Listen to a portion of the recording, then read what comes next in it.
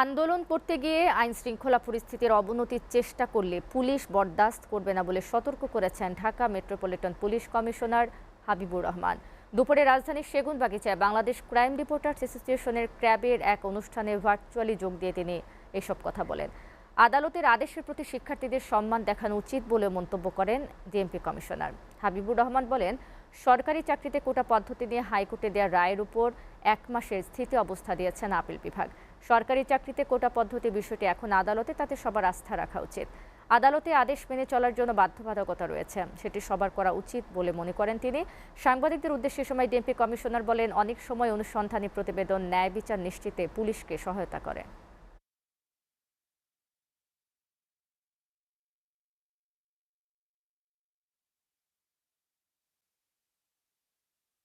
আদালতের আদেশ মেনে চলার জন্য আদালতের কিন্তু বাধ্যবাধকতা রয়েছে। তো সেটি সবারই করা উচিত বলে আমরা মনে করি। পুলিশের পক্ষ থেকে আইন শৃঙ্খলা ভঙ্গজনিত কোনো কার্যক্রম যদি হয় সেটি বরদাস্ত করা হবে না।